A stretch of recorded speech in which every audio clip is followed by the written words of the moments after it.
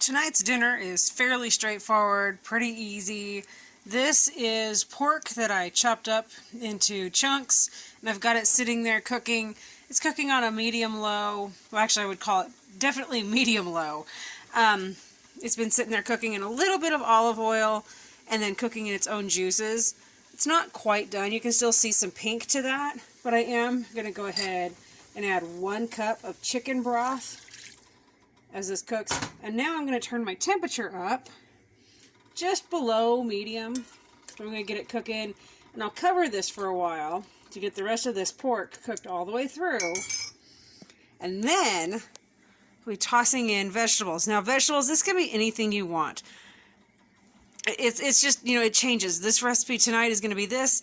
Next time it'll be completely different, just because I'm always changing my mind on what I want or what I even have on hand.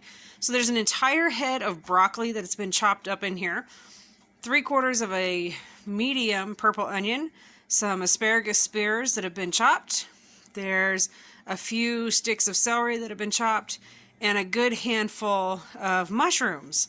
Oh, and there's also 2 garlic cloves that have been sliced and diced in there. So I'm going to go ahead and get this covered, let it finish cooking. You want the pork to be done before you put your vegetables in, just so that you know you're on the safe side, that you're not going to end up getting sick by undercooked pork. And then one of the other 2 or 3 ingredients I'll be adding is like some pink salt, some black pepper, some soy sauce probably, and possibly some teriyaki sauce. Like I said, this recipe is going to be one that I change all the time, and definitely that you could be changing all the time. This is very open to do whatever it is you want for that night. If you don't feel like having the Chinese type side to it, don't use the soy sauce and the teriyaki sauce. Just go with this. The flavor is going to be amazing just going this direction, using the garlic in there with the onion and these vegetables, and then adding that pink salt or whatever salt you use and the black pepper. It just tastes amazing. And to go with this, I'm actually going to be pulling out my rice cooker and cooking up some white rice, or maybe brown rice, just depends on which. Honestly, it's whichever bag I grab first out of the cupboard. And anyway, I'll cook some rice up, and we'll put this over rice for our dinner, and it's going to be just amazing. There should be enough here that we can send some with my husband for work for his lunch tomorrow.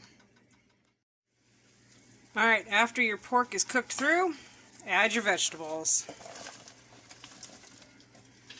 This is definitely where you want to make sure that they get covered so that they can cook down.